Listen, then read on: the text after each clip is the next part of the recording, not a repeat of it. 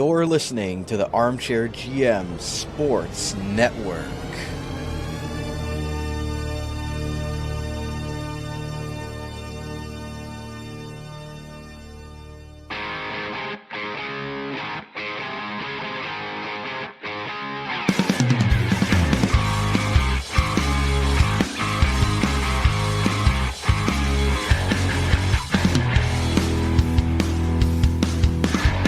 This is Rod Mahood, your in-game voice of the Niagara IceDogs, and you're listening to the Dog Pound Podcast on the Armchair GM Sports Network, your podcast source for all game analysis, team interviews, and up-to-date news regarding the Niagara IceDogs. Perlini!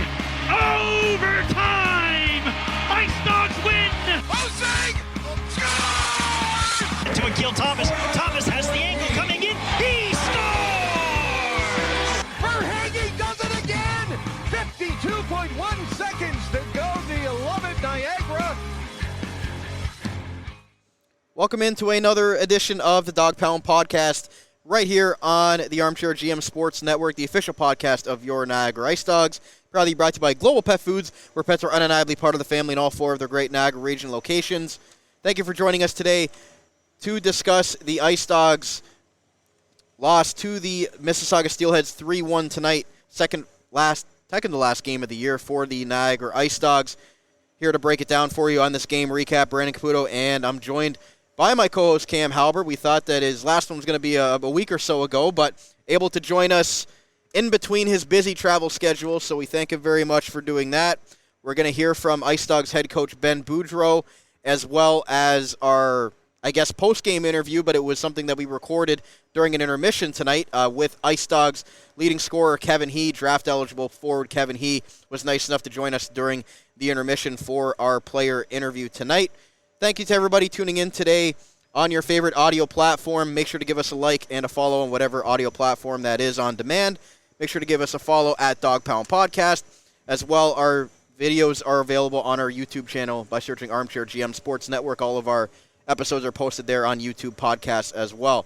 So with that said, Cam, this was a heartbreaker for the IceDogs because they really had the Steelheads for most of this game. They were up 1-0 through two periods, and we're going to get to all the game recap and everything else. But to come out with a 3-1 loss and not earn a point, the way that it happened and everything leading up to this game, the IceDogs played a hard-fought game, but that's one that you just look at the box score and say, oh, it was another 3-1 loss. But the IceDogs had this game for the most part. Absolutely. I mean, they were leading for a majority of it, and on top of that, I think that this was one of the better, gut check performances. Everyone did their job against a playoff-bound Mississauga Steelheads team that still has something to fight for. And for a majority of this game, the IceDogs controlled play. They were extremely good in their own zone and really did decently offensively as well. Only the one goal on the board, but not a special goal, by the way. That being said, it was still a really tough pill to swallow at the end. What would have been one of the best nights of the season here at the Meridian Centre. For the IceDogs, as far as the lineup goes, before we get into anything else, Kevin He still serving his indefinite suspension. At the time of recording this, league still hasn't come out with a number on his suspension, and they better figure it out soon because the IceDogs' final game is Saturday, so not really sure what they're waiting for with that appeal, but also, Alex Assadorian was out after he scored last night in Brantford, but unfortunately left the game and didn't play in the third period, so he was out as well. Mike Potaloo and Andrew Wysick, the usual scratches there. So Eric He joined the lineup, and Connor Federico was back in after serving a 2-game suspension for exceeding his fight limit, which is a rule here in the Ontario Hockey League. So he was suspended for 2 games, was back in tonight, and was a bowling ball, as we'll get into with our game recap. But Cam, what did you think of the lineup as far as Ben Boudreau's lines without their leading scorer, Kevin He, in there? I think that the first line of Robert Bryant as well as Levin played fantastic. Again, this was the 6th game against Mississauga this year, and they've scored 9 goals total. So every single time, I believe Leenders has played every game. I don't think we've seen Ivan Kovic. I don't think we saw him this year. That said, they've had a heck of a time. He is the highest-rated draft prospect for goaltenders going into this year into the NHL. So obviously it's going to be difficult. So that when that going into a game, it's tough because that means that you can't get down by 1 or 2, really. You can't chase the game against the Steelheads. And I'll be honest with you, among the playoff teams that they've played, they haven't had a good record against Mississauga, obviously. But almost every game has been extremely tight checking. They've done a fantastic job outside of 1 or 2. And tonight was no different. Again, they really handled the physicality. It got kind of chippy, as it has a few times against the Steelheads. But I thought that overall the team played really well. And unfortunately, just the ending didn't play out for them. Yeah, Central Division battle, and these teams have gone to war many times this year. And the playoff-bound Steelheads, the IceDogs took it to them, and they weren't backing down. So that's a good sign for the young group. We'll get into the game stats tonight, as always, brought to you by J&O Flooring. If you think you can get a better deal anywhere else, you don't know Jack. Contact their Niagara Falls location to begin your quality flooring project today. The Steelheads outshot the IceDogs 50-39 overall after it was all said and done, including the empty net goal. Power plays were a wash there. Both teams were perfect on the PK, but 0 for 3 on the power play, and the Steelheads won the face-off battle 42-26. Cam, what stuck out to you most about the game stats? You know what? Let's just talk about Robrick. Let's talk. Obviously, we've talked about him all season long, but tonight was a huge one because we were so focused on the goal record that we didn't even think about the rookie record in terms of points. Right. And he breaks it on the best way that he could have against, again, the top-rated goalie prospect going into the NHL Draft this year, not just from the OHL overall, and a clean wrist shot off the rush breaks the record and really was the only goal in the game for up until, 7 minutes left in the third period. But, obviously not a lot of numbers in terms of offensive in the box score. And I think that's what the biggest takeaway from this game was, and what was so impressive to watch is that even though the IceDogs season is over, respectfully, obviously not going to make the playoffs again, but this was a game where everyone was working as hard as they possibly can. So just a great watch as a fan, personally. 7 shots for Ryan Robrick, 6 for Urban Podrekar, so nice to see him starting to get some shots there. And a guy I want to mention is Artem Frolov, because we saw him on the power play tonight, even though they were 0 for 3. That final power play that they had, they were really able to work it around and create a couple of solid opportunities just by the way that they were moving the puck. And Artem Frolov, their 16-year-old defenseman who Ben Boudreau has talked about wanting to give him more of an offensive opportunity here and let him play more freely. We've seen him go up and down the ice with the puck and be more confident with it, but that was the first time that I really saw it in the offensive zone, and the way that he was able to distribute as the power play quarterback when they needed a goal. I know they didn't generate one, but you could really see number 26 there. And his idol is Rasmus Dahlin, and I saw a glimpse of a little bit of style of Rasmus Dahlin on that power play, of how he was just able to distribute, move the puck around, and was confident in doing so. I think that there was one play in particular where the way that the IceDogs power play has worked, and we've talked about their power play for ad nauseum this season because it's been dreadful, in all honesty. Is it still under 10%? I believe it is. Last time I checked, just under 10%. And that's obviously not going to do it for a playoff team or really any team. That said, the way that they set up isn't your traditional 3 forwards up high and 2 defensemen. Robrick was on the first power play unit kind of sitting back, but there was a moment where what they'll end up doing is one person, a defenseman usually, at the top, and then the 2 wingers will the one defenseman will kind of work around for the one-timer on the face-off dots. And the danger in that is that when you only have one guy up high, that if it gets picked off or knocked down, you're going the other way. You have to put a lot of faith in that one guy. There was a moment where the puck got chopped out in the extended power play, the one that you were talking about, and he rushed to knock it down, and I believe it bounced up and took it in the face, and he was able to throw it down, keep the play alive, and keep it going. But you're absolutely right. He did look a lot more confident at the line. And we've seen Kevin He be the one that operates at the point. And again, I don't know if that's because they do lack that true hard shot from the point. Robrick was there tonight, and it looked really good because he demands the puck, and as the season's gone along, that's really been something that he's really gained, is that he's not a perimeter player at all. In the sense that he doesn't want the puck. He demands it every time he can get it on the power play. He really looked effective with it, controlling the power play. The only thing I'll say is that it is just so east and west. Like, they are asking for shorthanded goals or rushes against because, when they don't get one of those seam passes through, it's going the other way, especially when there's usually only one guy high. But Ryan is one of the players on the team that can make those passes, and on that one power play specifically, there wasn't very many. it did look very effective. And quickly about power play, too. They put Connor Federico up front because they really want to get him that goal. It's going to be his final game here on Saturday in the Ontario Hockey League, and he's still goalless on the season. So I think that's Ben Boudreau and the coaching staff really trying to get their overage defenseman a goal this year, putting him up front. And he does wreak some havoc up there standing in front of the net. He knows what to do because he does it in the defensive zone. So, again, just thoughts on them trying to get Federico the goal there. Well, I mean, it's nice to see them all work. I mean, we see it a lot with Stewart. You know, they always want to, the guys that are on the, the bottom lines or the bottom pairings, and they always want to work for each other, which is a great sign of a team that's, starting to get some chemistry. But there was one where Federico was up in front of Leenders, and he had he just slammed one home right in front. It was a pass right into the crease, and somehow Leenders got on it. I couldn't believe it. Awfully tough to try and get your first goal against him, but he played great tonight, and it is awfully funny to see him. That is clearly the play, because every time they were in the offensive zone, Federico would jump up in front of the goalie. So, and you're right, Ice Dogs 10.2% on the power play. Yep. It's something that there is going to be a point of emphasis as they go in to next year. But quickly on the penalty kill, because we saw a name on the penalty kill that we were saying, okay, I like that. And usually it's Kevin He. Wasn't playing tonight. We know how dangerous he is shorthanded. We know how many goals the Ice Dogs have scored shorthanded this year. One of the best teams in the Ontario Hockey League as far as shorthanded efficiency. But we saw Ryan Robrick on the penalty kill tonight, and that's a great sign from somebody that we know is so talented offensively and with the puck. But without the puck, you can see him taking a step, and his head coach putting him out there to try to develop him on the penalty kill. Yeah, I mean, obviously, I think that you're going to see him in all sorts of situations going into next year in training camp. We've talked about him being at center, which we would hope be the end goal, but who knows, just based on his size alone.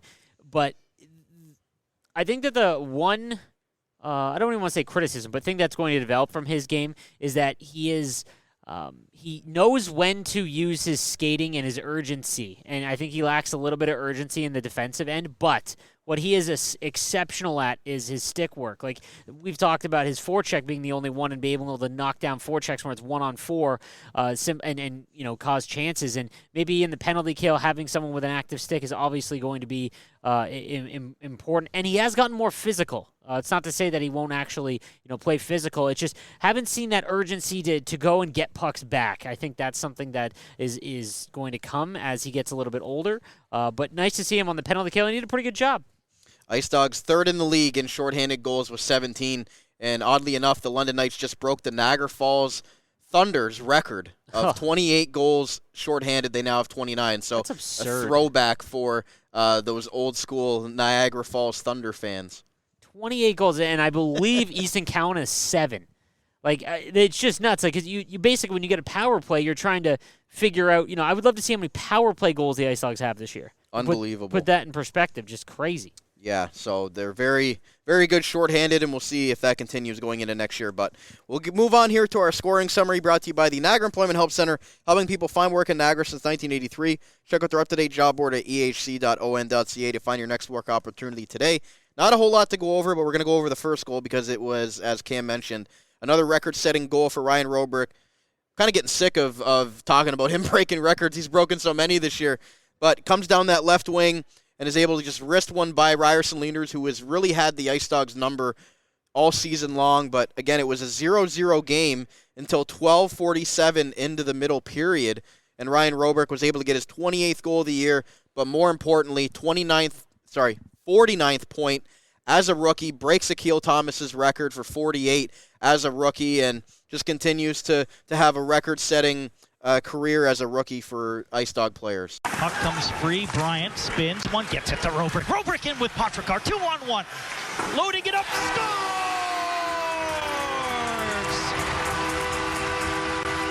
Goal number 28. Point number 49. A new Ice Dog rookie record for points. And Ryan Robrick has opened the scoring. Audio goal highlights are courtesy of YourTV. Catch the Ice Dogs at home and on the road on YourTV Niagara, exclusively on Cogeco. When you think about, the Ice Dogs obviously not making the playoffs the last 4 years, and not a bright spot in this franchise's history, but you have to remember that this franchise has some of some of the better NHL alumni that you can have. So it's not like this is a new franchise and there's not a long history. Like, this is the franchise as Ryan Strome and Jason Robertson was a member of the Ice Dogs, Akil, Carter Verhaeghe, Phil Tomasino, Ben Jones, and him to do that exactly. For him to do that, it gives the Ice Dogs a potential, franchise player overall by the time is all said and done. And not only that, I mean, we're going to talk about him in his draft year as, maybe a potential high first-round pick and the eyes that's going to put on the franchise as that goes along. But he knows the even more impressive thing is that he's doing that well. He is the only focus. Him and Kevin, obviously, offensively, like when teams come in and they've got to circle the players they've got to watch out for. So far with the rebuild and what's going on here, I mean, as a 16-year-old, he's the one getting highlighted, and he's still managing to do this. And what's even more impressive is that almost all of his goals are off the rush or shots clean. He's not getting the tips or the in tight, ugly goals. Like tonight, he scored an unreal off the rush snipe that only few goal scorers in the league can do, and he's 16. I also wanted to point this out. You said the Ice Dogs had 17 shorthanded goals. Yep. To put this into perspective, they have 22 power play goals.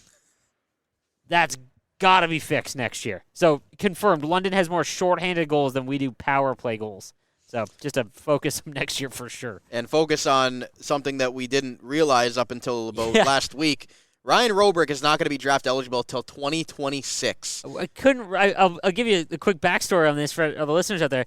I went and looked at the Athletic did their way too early 2025 draft eligible players, and I went through the list, and Matt Schaefer was actually in the top 28, and then there was about 20 honorable mentions, and I was floored that Robrick wasn't at least mentioned. Again, not because we watch him all the time and we're biased. He's leading the league in goals for rookies, and he's 16. So and he was a second overall pick. This is not someone that was a third round pick and came out of nowhere, right? So like to be honest, like what Kevin did, right? The fact that he's not even draft eligible next year, where he would probably go in the first round. That means the following year, where he's a year older in his third full season in the OHL, where in his first year he might he's got an uphill battle, but he might hit 30 goals this year as a 16-year-old, and he did miss 5 games because of the under 17s. Like, we might be talking about him on the World Junior team. The sky's the limit, and I was blown away by the fact that we didn't realize that because of his late birthday that he isn't. And he was almost exceptional status too. He'd have been 14 going into training camp. Like, that, just unbelievable. I don't think we've fully realized how special of a player that we've got here. It's been a pleasure to watch him this year and really handle the pressure on him. And he's done it with grace, and he continues to do it. And leading the charge, and he looked very good, not just offensively tonight, but doesn't stand down to anyone chirping him. He's physical, laid a couple of big hits, and on the penalty kill now, and this is on a team that, has been out of it for the last 10 games. There's, excuses abound that you could just coast into this, and he's not doing that. So props to him. Like I said, as a fan of the Ice Dogs, I don't think we realize what we've got on our hands here yet, and again, one more year before he's even draft eligible. Yeah, it's going to be a fun couple years to see Ryan Robrick continue to build here, wearing that Ice Dog jersey here at the Meridian Centre for you fans out there to get really excited about him. But regardless of that, so the Ice Dogs are up 1-0 for most of this game, and the big turning point tonight, and we got to give him a shout-out because he was unbelievable. Charlie Robertson, 43 big saves. He was down a few times during the game. His third time was not a charm for him. He was able to remain in the first 2 times, but the last time just scrambling around the net. Made a Save of the Year candidate where he sprawled across the ice and earlier in the game, and he was doing everything, was able to keep the Steelheads off the board. He unfortunately has to leave the game late in that third period, and not an easy spot for Owen Flores to have to come in there with a 1-0 lead. Absolutely brutal. When I saw that came in, I kind of had a feeling because the game was tilting more in the Ice Dogs trying to survive in that third period, right? So that being said, Robertson's performance in that was one of the ones like we saw early in the year from Vandenberg and Flores, where the Ice Dogs, not that they didn't play well. It's that if they don't have their goaltender playing out of their mind, we're probably down a couple, at which point we're not battling back. He was the reason why it was 1-0 the entire game into the third period. And I would love to have asked him what happened. Obviously, on the injury front, we can't speculate on what's going on. But, yeah, there was 2 times the trainer came out, and it was after he had made a sprawling save and stayed down for an extended period of time, even while the play was still going, before he was able to stop it. Both times he got lucky on that. And then the third one, I don't know how Mississauga didn't score. Like, he was way out of the net, and they decided to take him out. But I don't know. Maybe he was fighting because he knew that maybe it's his last game of the season. And obviously just, I'll play through it, whatever it was. Gutty performance by him. And then, terrible spot for Flores to come in because, they put up 50 shots, I believe. Yep. So it's not like the IceDogs were controlling play, and especially in that third period, things were really tilting because Mississauga was something to play for. They were just pouring it on, and a lot of shots from in around the crease, too. And it was immediate, so tough for him. But I will say over the last few weeks with Robertson, he's really come around. I think early on when he came over, didn't play up to his potential just yet after the trade from North Bay. But over the last few days or last few games, he's looked really strong. And this one was probably the best performance of the season. If you haven't seen that save he made, it's got to be on OHL's on the OHL Twitter feeds and everything like that. Just I can't believe he got it. Desperation, looked like a video game save. Yeah, he's played 3 of the last 4 games, and Ben Boudreau will give us an update on Charlie Robertson in the postgame to come later. But Luke Misa gets that goal, finally breaks through on Owen Flores, I believe his only second or third shot since coming in the game. And again, that's a tough spot with 8 minutes left in the game to have to come in cold like that for the IceDogs' usual starter. And then this was the one that was really the heartbreaker for the IceDogs. 31 seconds left, Mason Zabeski wraps it around, and it's able to just somehow squeak by Owen Flores, and that's your game winner. Mississauga adds an empty netter with 13 seconds left, and a 1-0 IceDogs win turns into a 3-1 Mississauga win. Yeah, I think that, again, not getting a full warm-up, things like that. That wraparound goal he definitely wanted back. Again, it's them crashing the net. They weren't shooting from way out. Like I said, all the pucks were just in and around feet, and the puck was really choppy tonight. I don't know if it was the ice or what it was, but no one could settle the puck. That being said, that one, Flores would definitely want back, but the IceDogs couldn't clear the puck, and the whole reason that play started was a bad icing from a shot in from the neutral zone that they just didn't get across the red line. That's lazy plays, and I'm sure that when they go back and watch the game, or maybe head coach Boudreau already clocked it, but that was a tough thing to set it up. You would actually note or brought it up to me as it happened, and sure enough, they can't clear the puck, and it ends up in the net. So those are things next year that they have to clean up, because you're going to get beaten when you get talented skaters and shooters in this league that just put pucks on and then they pick their corners. But the ones where they're self-inflicted, the team isn't talented enough yet to get out of that. They will be, as they keep drafting these incredible players. Eventually they will get to a point where you let a couple of those goals in where you shoot yourself in the foot and you'll outscore your problems. The IceDogs aren't there yet, and they're probably not going to be there the next year either, so it's definitely something they've got to clean up. Yeah, a lot of learning lessons there, just icing the puck and not being able to get the line changes that they need, and as you mentioned, ends up in the back of your net. So Owen Flores ends up letting in 2 goals on 6 shots, and again, just a very tough situation, but props to Charlie Robertson for making 43 incredible saves to keep it scoreless before he left tonight. Yeah, like I said, can't say enough about his performance. And again, that there was a couple of just incredible saves, but that diving one, just a great job tonight. We're gonna get more post-game reaction after our break. We're gonna hear from IceDogs head coach Ben Boudreau, and as well as Kevin He in our player interview. So stay right here. We're right back on the Dog Pound Podcast, the official podcast of your Niagara IceDogs, proudly brought to you by Global Pet Foods, where pets are undeniably part of the family. Wild Bill's Auto Repair is your local center for auto maintenance and repair in the Niagara region. Since 2012, Wild Bill's Auto Repair and Body Shop has been helping customers stay safe and confident on the road, knowing their vehicles in top running condition through their services. Located at 7868 Oakwood Drive in Niagara Falls, the garage started as a tribute to the owner's father, William Robert Hunter, who passed away, continuing the same community spirit and high level of service which customers came to expect from him back at Hunter's Auto Repair. Their multi-award-winning auto shop has earned the trust of the Niagara community with its fair treatment of all customers, who can feel confident they'll get the trustworthy advice and repairs during their visit. Their experienced crew loves meeting new people and looks forward to forming a lasting partnership for the care of your cars. To find out more or to book service, contact them today. 905-358-7868 or wildbillsauto.ca. Wild Bill's Auto Repair. helping customers stay safe and confident on the road since 2012. J&L Flooring is Niagara's specialty flooring and design company.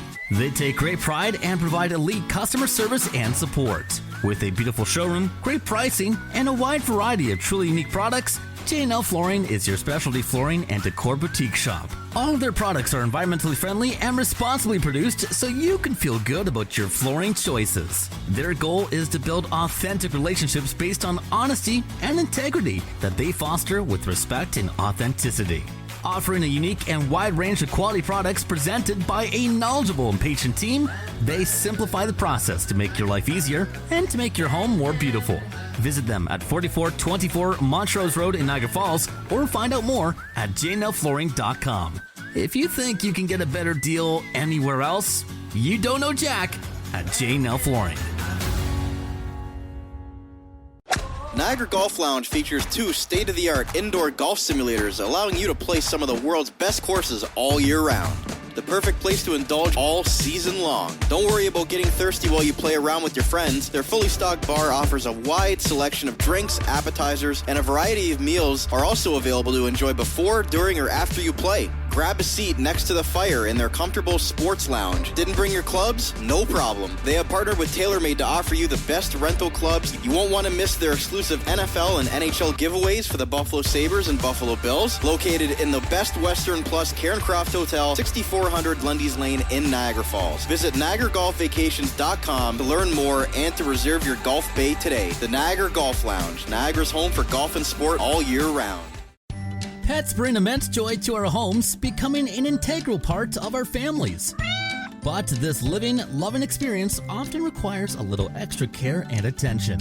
That's where Global Pet Foods comes in, with owners and staff ready to support you every step of the way. Check out one of their locations today. 3643 Portage Road in Niagara Falls, 160 Highway 20 in Font Hill, or 400 Scott Street and 344 Glendale Avenue in St. Catharines.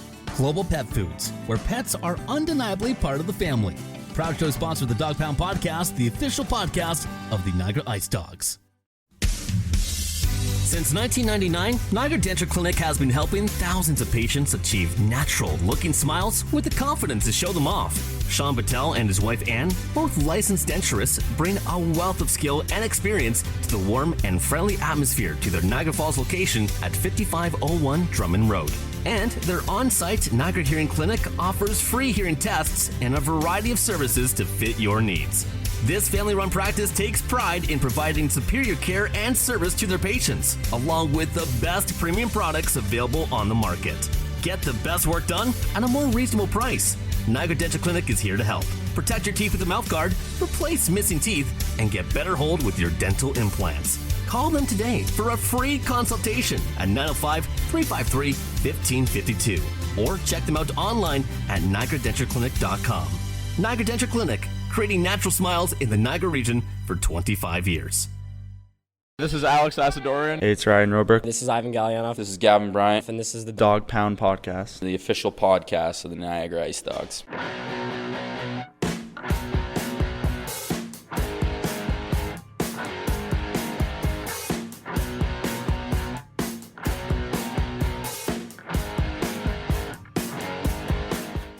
Welcome back to part 2 of today's Niagara IceDogs game recap. Cam Halbett and Brandon Caputo back with you to break down the IceDogs' heartbreaking 3-1 defeat at the hands of the Mississauga Steelheads. Here tonight at the Meridian Centre in front of 4,018 fans, their second last game of the season. Make sure to give us a follow at Dog Pound Podcast, and thank you to those listening today on demand on your favorite audio platform. Give us some love on whatever one that is. So, Cam, we're going to get to IceDogs head coach Ben Boudreau in our postgame very shortly here. But, what do you think that the IceDogs head coach is going to want to see from his team, I guess, going into the final game of their season on Saturday? I know there's a couple of accomplishments that want to get – maybe Robrick gets 2 more goals to get to 30. Yeah. Federico gets 1 to finally – it's going to be his final game in the Ontario Hockey League. Like, what would you like to see, since you're not going to be here on Saturday, from this IceDogs team to close out the year? I want to see Federico definitely get his flowers. This whole year, it's been a blast covering the IceDogs on the Dog Pound Podcast. But I was a fan. I'm still a fan. first. And what Federico has done, when you have a player that is happy to be here and plays as hard as he can on a team that's been in last place the last 4 years, or out of the playoffs the last 4 years, that's something special. That says something about the person's character. And, I would love to see him score. But even if he doesn't, I expect an ovation of some kind. Like, I hope that any fan that attends lets him know, because, those kinds of players are very special. And it's going to be sad that Federico won't be dressing up in the IceDogs uniform next year, because he has really policed the other teams to make sure that all of these 16-year-olds have relatively gone unharmed, because there's no liberties being taken when he's on the ice. And it's been a blast watching him. On top of that, Robertson 2 goals to hit 30 would be fantastic. I would love to just see him. I believe it's Patterson from Barrie that's got one. He tied him tonight. So if he could beat him, just maybe it's one, I don't know what it is, that would be just another feather in his cap. But Robert's done all he's needed to do. I think that he has been a slam dunk. He needed to be that second overall pick for the IceDogs, and he has far surpassed that, in my opinion. Yeah, you want to see the hometown boy, Connor Federico, St. Catharines native, get that goal here to send off his OHL career. And I want to see Kevin He get in the game. I mean, this suspension's been to be determined for too long. Again, he served 3 games here, basically 3.5, because he missed the other game. So I'd really like to see him play, and probably by the time this episode releases, maybe it's determined if he's going to miss it or not. But you'd love to see him get in one final game for one more piece of draft tape for him. Yeah, I that would be, yes. I think that one's up in the hands of the OHL officials, and has not been very consistent, I'll say that. But I do hope that they figure this one out. It's tough when you've got these guys only get so many seasons. The OHL, you have basically 3-4 years. And anytime that you miss games, it's obviously tough. Now, obviously, the hit was pretty rough. Kevin following through, but yeah, I think at this point there's an appeal of some kind. I hope they find a resolution before, because getting Kevin in one more game would be huge before he goes into the NHL Draft.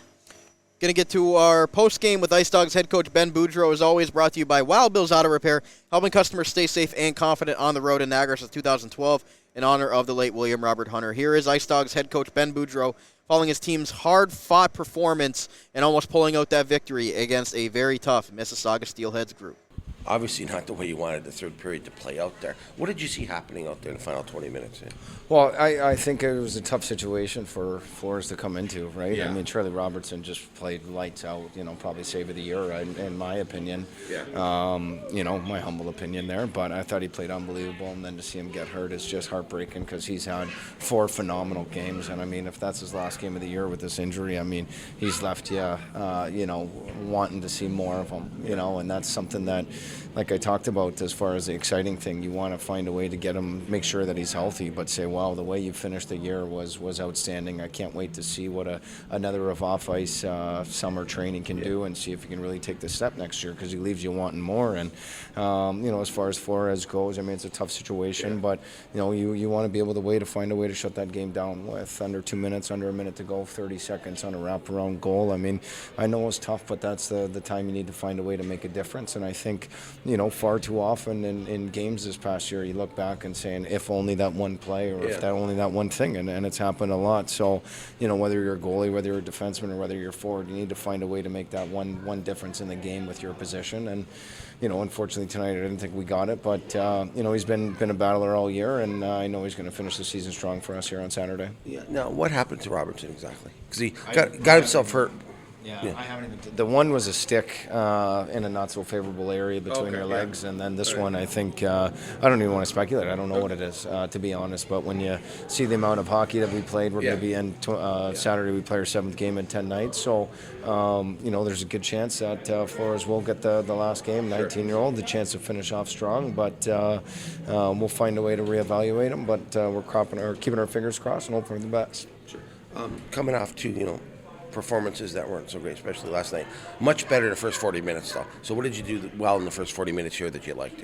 Well, it wasn't like even when you look at last night, that's a first place team. That's a really, really good hockey team, and we had a really good start. You know, you score in the power play, and we were without our best player. Then we were without Kevin or without Feder, and then we were without Asadorian after he got injured. And just as the game wore on, you know, our body started to wear on, and a really good older team started to take over. And you know, for us, it was the same thing. No Kevin, even though we got Feder back, but it was no Asadorian, and so you know, you're up against it. But everybody just found a way to dig deep, and that's the character of the team. Everybody found a way to contribute in one way or the other, and I thought we had actually a great 55 minutes. It was just in the last 5 minutes we broke down. To Bryant today, and I don't think you could ask more of a player than you got out of him. How much has he meant to this team this year? He's meant everything. I mean, we'd be up a river right now if it wasn't for Gavin. I mean, but it's everything that everybody sees on the ice can appreciate. I mean, he's doing unbelievable, and he's doing it with you know, body that isn't 100%. But I mean, you know, sometimes it takes you know, a couple guys to get through to understand what a true great leader he is. And you know, obviously we went through a leadership change, a coaching change, and everything like that, but you couldn't have asked for a better guy to take ownership of that role and then come back knowing he's the captain for next year. I think is really important. I mean, he's an unbelievable human. He brings the group together. He's unbelievable on the ice. It's just a A+ captain. I mean, you know, even before tonight, I know he got an assist on the rubric goal, but I think he had 11 points in 7 games and 10 in his last 12. He's catching fire at the right time, and like I said, it leaves you wondering what a great off-season of training and health can do for these guys, and it really gives you encouragement to start the year next year going into this thing, knowing the guys having a lay of the land and hopefully some healthy bodies.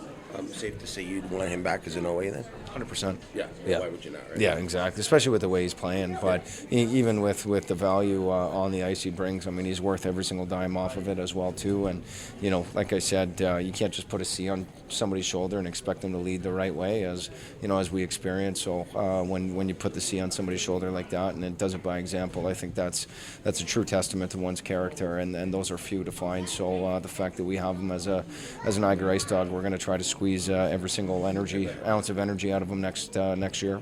Robertson, he's played 3 of the last 4 games, and I think in every one of those games he's been down on the ice at one point during the game and has, you know, fought through it and stayed in the game. Can you just talk about the fight that Charlie Robertson has been able to give you here? And he was down 3 times tonight. The final one finally got him, but he was really battling out there for you guys. You know, what did that mean to the group on the bench? Well, we wanted to do it for him, right? I mean, that's what we talked about. He's a fighter. He's a battler. I mean, the guy never gives up. And, you know, we've been in games where it's been 10-0 this year, and the guy's still fighting all the way to the bitter end. I mean, he had to play 3 games in 3 nights or 2.5 days there the one time. I mean, the one thing we know since we picked up Charlie is the guy always wears a smile. He's very competitive. He never gives up. And you just hope that he can get healthy here because he's been unbelievable as of late.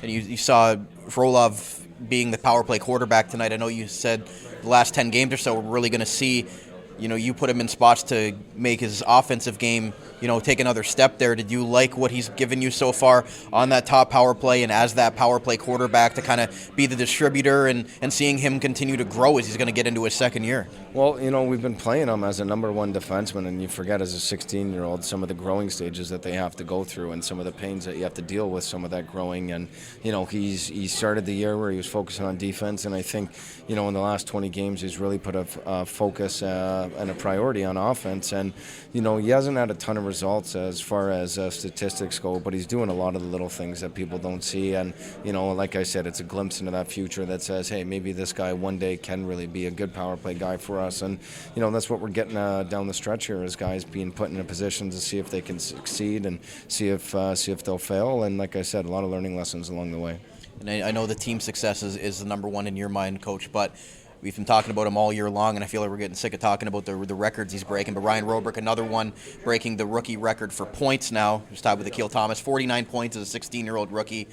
You know, just how happy are you for him as he continues to grow? And he's not going to even be in his draft eligible year for 2 more years. So you're going to have him here in Niagara for a few more years continuing to build. Just how exciting is that for you and your coaching staff? Got to have a 16-year-old, almost 30 goal scorer. I mean, 50 points. I mean, we'll put him in every situation to possibly get that 50th one there on Saturday night. But the kid's a great kid, and you could talk about our young goalies, our young forwards, our young defensemen.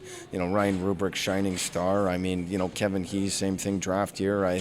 There's a lot to love about the future of this team right now with some good core pieces. I think the toughest thing that any Ice Dog, any coach, any fan, any player is going to have to be his patience while we go through those growing pains. But we got a long off season to get healthy, a long off season to add a couple pieces right here, and another long off season to get better with the talent that we already have. So I'm really excited about the upcoming draft.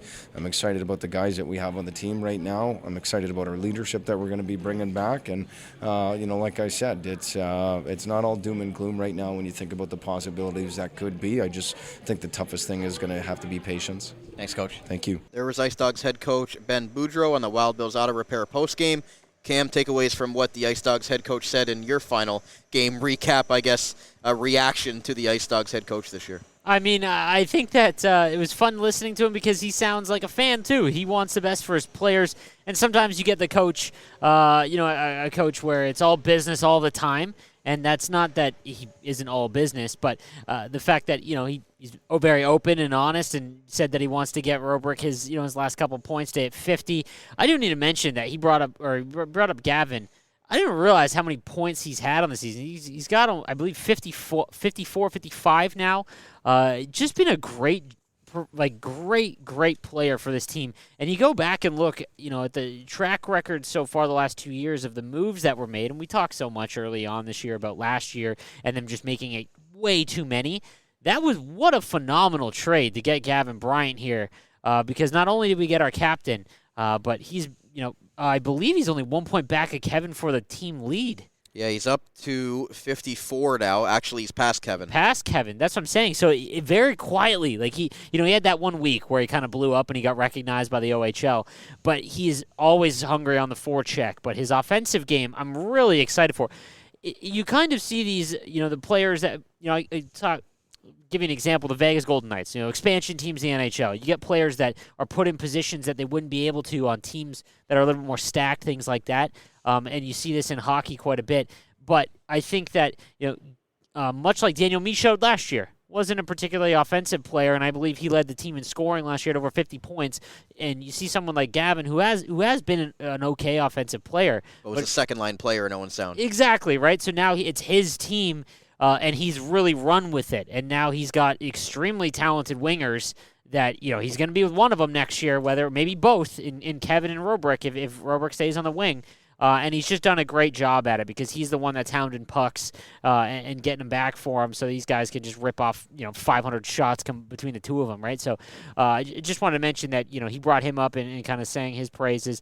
100% in agreement there.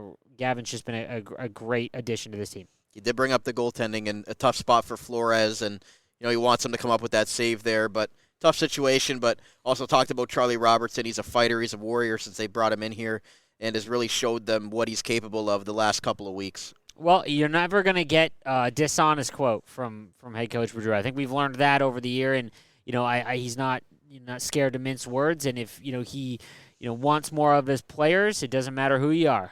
We've seen it with Kevin, especially when he first took over. He was really hard on Kevin a few times, and that's I think there's a time and place, but if you are firm in your, when you've got to be, a little bit more harder on some players, this is the OHL, right? It's one of the top, if not the top feeder league in the world for hockey.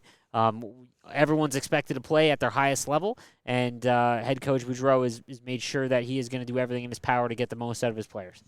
So we'll take you to our Ice Dogs feature player interview tonight, and it's brought to you by the Niagara Denture Clinic, creating natural smiles in Niagara for 25 years. Forgot to bring your mouth guard on the ice or lost a chiclet, contact our licensed team at Denture Professionals in Niagara Falls today to get your smile back on track. And it is Cam and myself's intermission interview with Ice Dogs forward Kevin. He, unfortunately, was not playing tonight, but gave him something to do tonight watching the game from above, and he hasn't done a lot of that this year. He's played in almost every game before the suspension happened. So here is Ice Dogs draft-eligible forward Kevin He on his season and what's to come, hopefully, this offseason. Back on our post-game player interview brought to you by the Niagara Denture Clinic, And we're pleased to be joined on the intermission tonight, a little bit of a special edition of our post-game interview. Kevin, he is with us, and Kevin, I can't do it justice quite like Rod Mahood does when he introduces you for the pre-games, but thanks for joining us. I know you'd rather be on the ice tonight playing, but you don't get to watch from up here very often. Just first initial thoughts on being able to watch from the overhead view as opposed to on the ice. Yeah, I mean, it's definitely different, coming from, like you said, the overhead view. And, I definitely do want to be out there and helping my team, but, kind of tough balance right now, so try and get over it. Well, Kev, first off, I mean, trying to finish off the season strong here. What are your thoughts on the way that you've played? I know you obviously want to get back out there for the final game on Saturday, but how pleased are you with the tape that you've put on the ice this year, and obviously knowing what might come in June? Just how pleased are you personally? I know team-wise it hasn't been the best, but with the tape that you've been able to do and the great second half that you've had.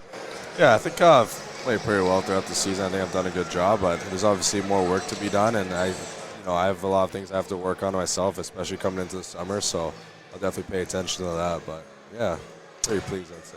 What was the biggest difference this season compared to your rookie year that you found as a player? What was something that you maybe didn't think about or didn't have to think about this year as compared to your rookie season so far in the OHL? I think just overall being, more of a dominant player. I think my first year I was kind of lingering out there and, had my moments in Spurs, but I think staying consistent and, trying to be overall a better player and more dominant in this game.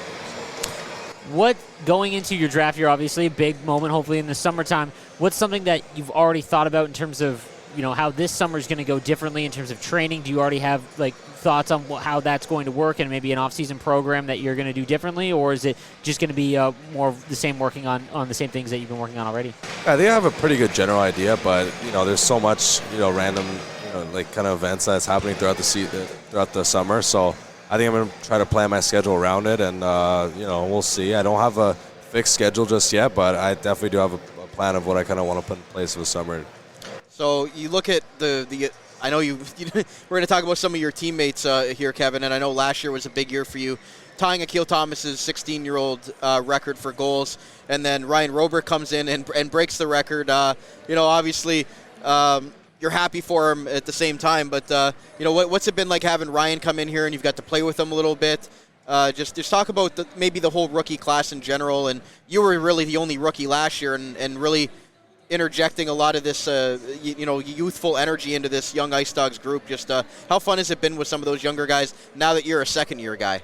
Yeah, I think they bring a tremendous amount of energy to the team, and like you said, Ryan Robertson, he can really shoot the puck. So it's been easy playing with him. He makes my life easier. He's a smart player, and he can definitely make those plays and obviously put the puck in the net. But I think all the rookies together, I think they just bring a tremendous amount of leadership. As they're definitely mature players coming into, I know my first year wasn't easy, but I think they've done a really good job this year. Who's impressed you the most in terms of improving their play over the course of the season? I think their maturity level. I think that's one thing. They adjusted really quickly, and they've been able to play. They don't look like a 16-year-old out there. They look like seasoned on the team. So, yeah. Who's been a guy that's maybe stepping forward? Has it been nice to see somebody take a big step here in the second half, or somebody that Ice Dog fans should look for going into next year that you think is going to take another big step with this group? Yeah, I love all the rookies, and I think Zada and Galley and especially Fro have been taking a much bigger role in the second half, and Fro getting his touches on the power play. I think that's going to help him a lot. So I think coming next year, I think those guys are players to watch. Last one for me. What's something that you personally want to work on going into next year about your game? I think just changing the speed, especially during my shift, just adjusting kind of depending on where my teammates are and how they see the ice, and kind of be more present there for them. Well, Kev, I'm going to leave you on this one. Do you have any questions for either Cam or myself? Putting me on the spot here. No, not really. I don't really have too many questions for you guys. No, not too many questions. Okay, what's your favorite place to eat here in Niagara? What's your go-to spot after Kevin He scores 2 goals? Where's a good place you like to go eat and celebrate? I'd say shout out to my Billet Mall Mastery. That's the right answer. There's always a nice meal waiting for me at home, so that's pretty nice. Coming back from any game and just having food at home to eat, and she's a great cook, so. Awesome. Kevin He with us on the Niagara Denture Clinic post-game player interview tonight during the intermission. A little bit of a different segment. Kev, thanks so much for doing this. I'm sure we'll talk to you in the off-season, but we just want to keep saying best of luck to you come June, and look forward to what you're going to bring to this Ice Dogs group moving forward. Absolutely. Thank you for having me. There was Ice Dogs forward Kevin He, draft-eligible forward Kevin He, on the Niagara Denture Clinic post-game episode during the intermission, and we got some breaking news here on the show that Kevin shared with us afterward. He's invited to the NHL Draft Combine, so he will be at the upcoming NHL Combine. I know that's going to be a big thing for him. We know a lot of scouts. The Combine is what it is, but the fact that he was invited there, people see the potential in him. And just hearing him in that interview, he's already calm, cool, collected. Sounds like a 25-year-old NHL player with the way that he kind of approaches things, and he's mature beyond his years, even last year as a 16-year-old. I've never met a more mature 16-year-old than Kevin He. Now in his draft year, Cam, I don't think we can say enough. We don't have enough time to say enough good things about Kevin He, but he's really put the draft tape on the board, even if he doesn't get to play in that final game on Saturday. Absolutely. I think that he is going to get drafted 100%. I believe in the last rankings he was just under the top 100, like 98th, I think is where he landed. And obviously, that isn't a first-round pick, but the fact that he gets invited to the camp is huge because, scouts are going to get a more honed-in look, and I think that we've talked about this a number of times, that he's extremely important, and without him and them nailing a second-round pick, he was not a first-round pick last year, that this franchise would be in an even worse spot. And he has been a pleasure to talk to and an even bigger pleasure to watch on the ice. He's just a fascinating skater with a great shot and an extremely ferocious in terms of trying to get the puck back and play. And this year, he had a little bit more chippiness to his game, too. Second on the team in PIMS. Yeah, it's funny because we talk about, all the offensive stuff and everything like that, but he finishes his checks, and that's just another element of his game. He's a lot bigger than you'd think, too.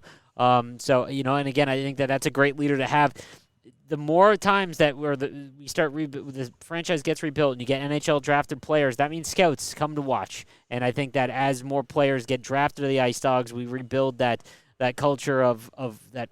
This isn't just a non-playoff team that we just kind of coast through. This is a place to be, and he's going to be a massive part of it. And I cannot wait to see where he ends up in the summertime. And shout out to his billet family. Yeah, absolutely. That was a good answer there to say that they have the best cooking. But before we get out of here, we're going to put Cam on the spot one final time this season on our game recap with our player of the game, brought to you by the Niagara Golf Lounge. Niagara's home for golf and sport year-round, located in the best Western Cairncroft Hotel in Niagara Falls. Visit NiagaraGolfVacations.com to learn more, to host an event, or to book your golf bay today. Cam, who's your final player of the game for the Ice Dogs season? It is definitely Charlie Robertson tonight. He put on a clinic against a very strong Mississauga Steelheads team that has something to play for when the Ice Dogs do not. And he made just a number of unbelievable saves, including one that you are going to see all over OHL's social media for the next week or so. So great job by him. Unfortunate that he couldn't finish the game, but a heck of a job. Special shout out to Matthew Paris as well. I mentioned him to you during the game. Wasn't on the score sheet, but a number of times where he rushed all the way back to stop a 2-on-1 or a breakaway when he was not the first man back. And again, that just goes to show that they might not have anything to play for, but the team is coached, and the way that they operate is that it doesn't matter if there's nothing to play for. They are going to play as hard as they possibly can. So shout out to Paris, who's also been a great addition to the team that doesn't get enough love.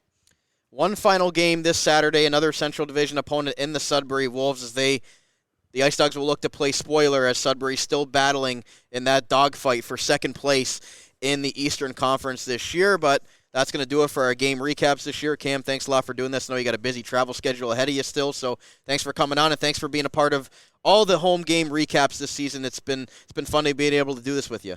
Absolutely, man, and everyone that's listened to that stuck around the whole season, I appreciate it.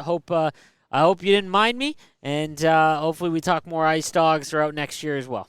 And we're going to get much more off-season coverage. We're going to talk about the draft lottery after next week. We're going to get into our live draft coverage. We're going to get a lot of stuff for you guys in the offseason, an exciting offseason for the Niagara Ice Dogs with this bright young roster. But that's going to do it. We're going to get out of here from the Meridian Centre. The Ice Dogs fall 3-1 to the Mississauga Steelheads despite leading 1-0 just up until about 5 minutes left in the third period. Thank you to those today listening in your favorite on-demand audio platform. And make sure to give us a follow at Dog Pound Podcast. For Cam Halbert, my name is Brandon Caputo, signing off from the Meridian Centre. Steelheads 3, IceDogs 1. This has been another episode of the Dog Pound Podcast on the Armchair GM Sports Network, the official podcast of your Niagara IceDogs. And we'll talk to you again very soon.